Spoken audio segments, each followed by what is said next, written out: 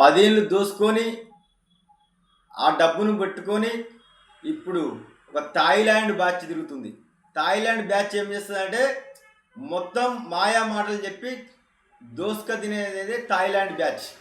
ఇవాళ తెలంగాణ రాష్ట్రంలో 2 సంవత్సరాల నుంచి వెళ్ళి తోడేళ్ళలాగా థాయిలాండ్ బ్యాచ్ తిరుగుతుంది.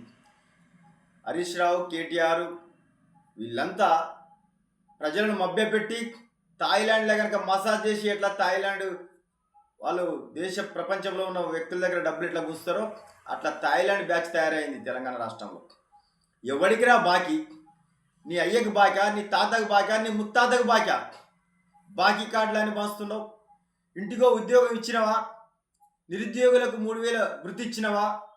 10 ఏళ్లలో ఒక్కొక్క నిరుద్యోగునికి నెలకు 3,000 ఎన్ని లక్షలు కావాలి? డబుల్ బెడ్రూమ్ ఇచ్చినావా పేదలకు? దళితునికి 3 ఎకరాల భూమి ఇచ్చినవా? దళితులకు దళిత బంధు 10 లక్షలు ప్రతి కుటుంబానికి ఇచ్చినవా? బీసీ బంధు ఇచ్చినవా? గిరిజన బంధు ఇచ్చినవా?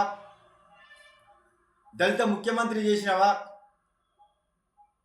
ఇలా చెప్పుకుంటూ పోతే ఎన్ని బాకీలు ఉన్నావు తెలంగాణ రాష్ట్ర ప్రజలకు.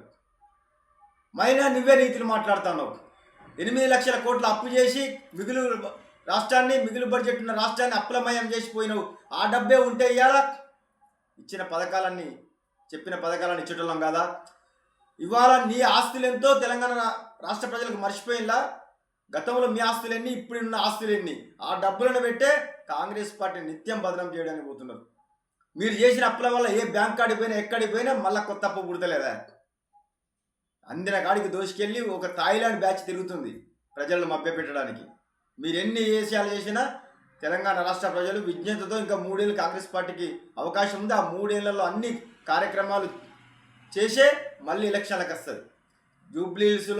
జూబ్లీహిల్స్ ప్రజలు తెలంగాణ కాంగ్రెస్ పార్టీ అభ్యర్థి నవీన్ యాదవ్ని గెలిపించడానికి